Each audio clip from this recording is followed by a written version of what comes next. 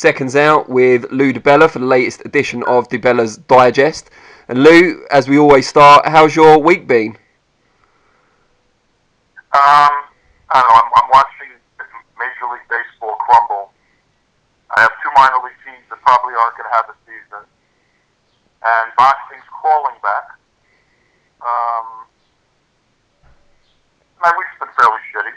I mean, it's sort of another, more Groundhog's Day. I'm getting tired of this. And then I'm watching states open as their coronavirus numbers start shooting up all over America. So there's no leadership here, and everything seems to be almost inexplicable. There doesn't seem to be a connection between science and our decision-making processes. So honestly, I'm rather concerned. That's probably like the one word I would say is my state of mind right now is concern.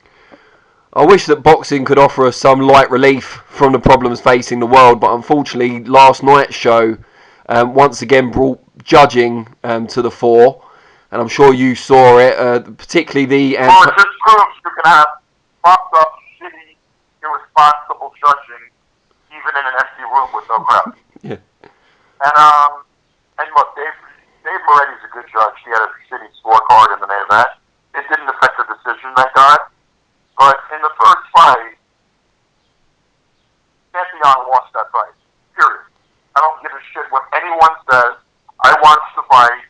I know who won the fight. And Antonio DeMarco won the fight. So, managing to get infuriated with a decision in the middle of a pandemic with watching a fight in a dead room with no audience, it was very frustrating. But you can't blame that on the promoter. You can't really, that's just boxing. We can't get out of our own way. Which is something we're sharing at the moment with Major League Baseball in the States.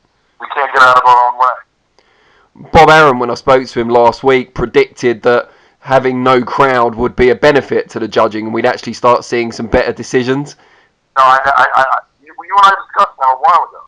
You asked me the question, I think, on one of our early, I believe, I've answered the question a number of times, whether I thought it would make it any better. I never did, because it's not the crowd that results in the bad judging.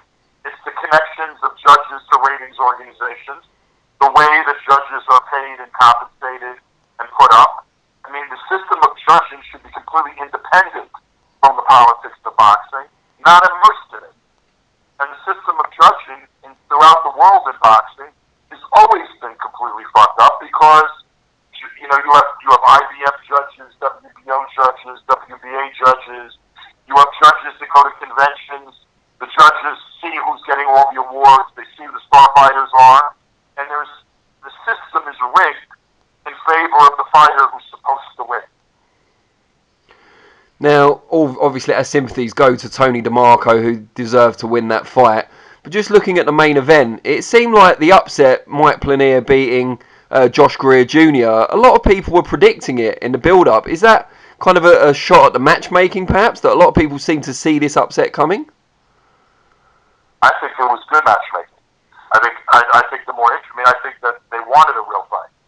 I found it fascinating, though, that those odds opened at like 1,500 plus 1,500 on Mighty Mike, and then I bet the fight. I literally bet the fight about 10 minutes before the fight at plus 185. So it went from plus 1,500 to plus 185. So I would think that some bookies took a beating on that fight. What did you make of his performance, Planier? And also, Josh Greer came into the fight in the last couple of rounds. He just left it a bit too late. He can come again, I would imagine. I think Greer's sort of an exciting fighter. I don't mind him. But I never fancied him as a world champion level guy. I really didn't. And I knew Planier was a tough guy. And when Sean Gibbons is that confident, usually he knows something.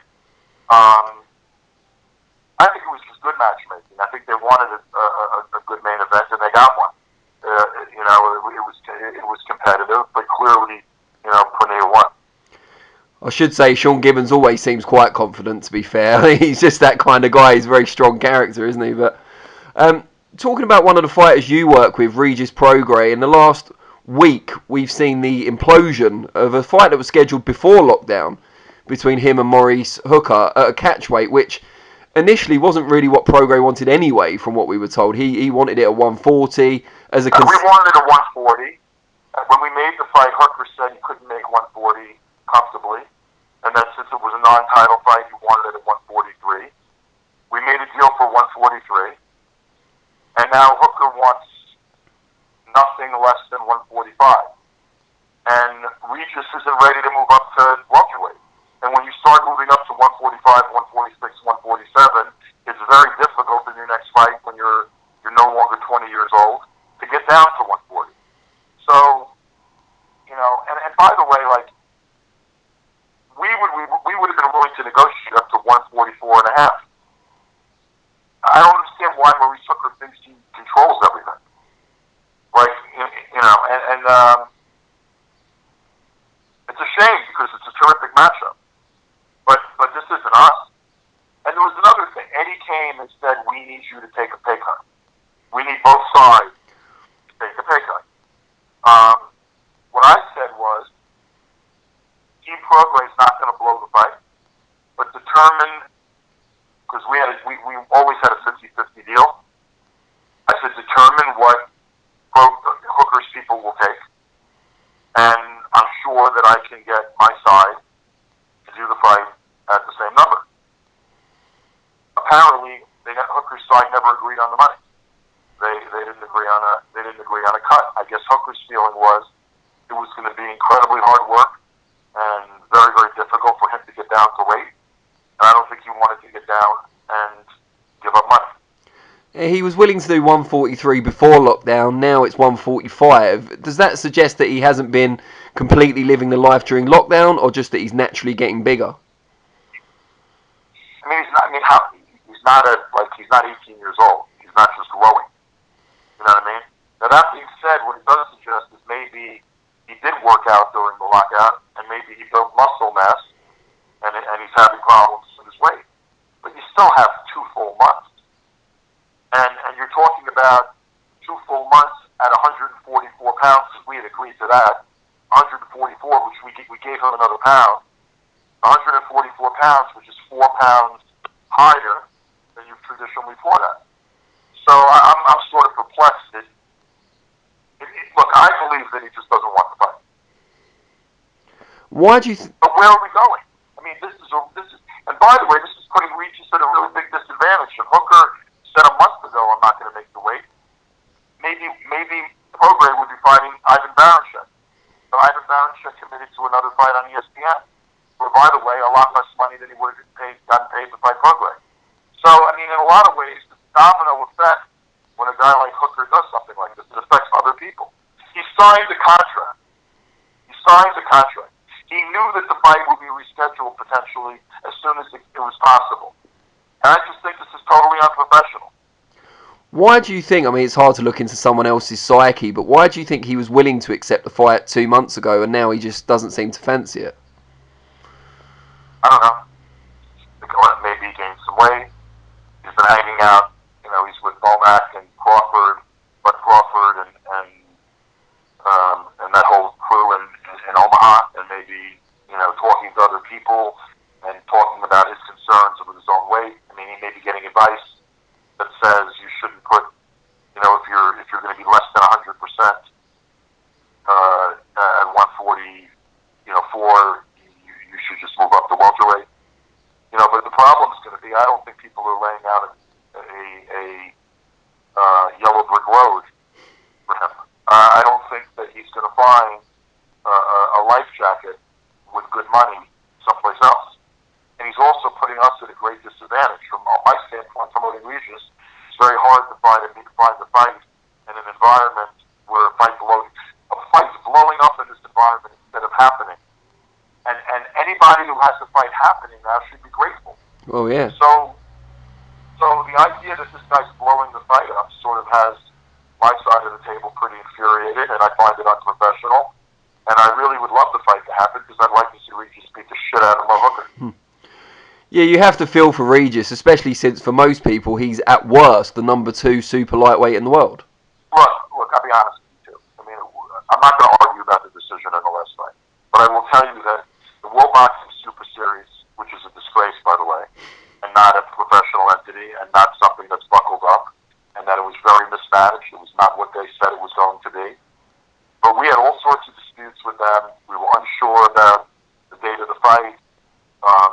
I think, Josh Taylor fought every fight in that tournament at home, in effect. And, Regis went to the UK a month before the fight, spent that entire month promoting the fight, when Josh never came out of his training camp. And basically, part of the reason why I don't want to disadvantage Regis against Mo Hooker is because we disadvantaged Regis every way possible when he fought Josh. No excuses. We could have, we were willingly there, and we willingly went to the UK, and we did everything that was asked of us promotionally, but that fight was set up to favor Josh Taylor. I'm not going to make the same mistake twice with this fighter's career. So, we're not going to give every advantage to Maurice Hooker because he and his team are being assholes. So what happens next for Regis? Like you said, it's very hard to find. I don't know. I mean, I'm trying to find out if there's an opportunity at the zone or through Eddie, and at the moment, there doesn't seem to be. Now, we're willing to fight everybody. But, Eddie told me that he went to Chris Algieri to see if he would do the fight with Regis, and that Algieri priced himself out of the fight. I don't get where anybody's pricing themselves out of fights right now. I just don't understand it. But look, Algieri has a career as a chef and he has that whole thing going on with a wellness expert, and I guess he's in a position where he can pick and choose when and if he wants to fight. I'm not angry at Chris for that. He's a guy, but there's not a lot of very good alternatives at 140. There are not a lot of big names, and at the moment, Regis has to get back in the ring sometime soon. So I would prefer to do something at the zone, because it's not the zone's fault or Eddie's fault that Hooker fucked this fight up. But if they don't have anything for him, I'm going to make sure that he gets a fight someplace else, because we're free to go anyplace.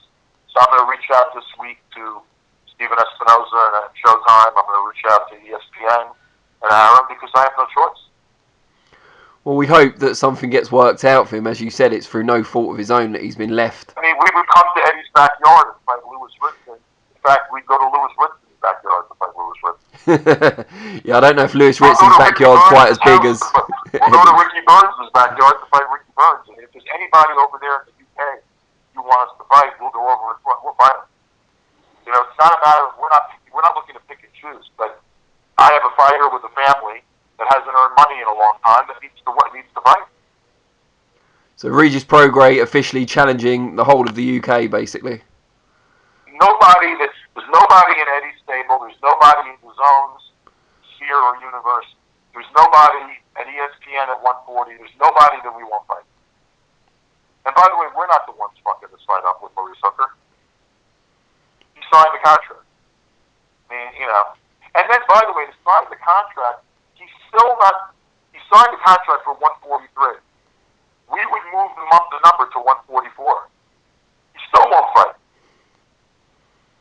I mean, what does that say to you? Does it strike you as a guy that really wants to fight, or is completely dedicated to his career right now? No. So, I'm very frustrated, Danny. But I'm frustrated in a global sense. I'm frustrated I'm frustrated with boxing. I'm frustrated with baseball, which is the other sport I work with. I'm frustrated with the United States government. I'm frustrated with a lack of attention to data and science. I don't know what's going on in a world where politics trumps science. That's not my view of how things should work. So pun intended.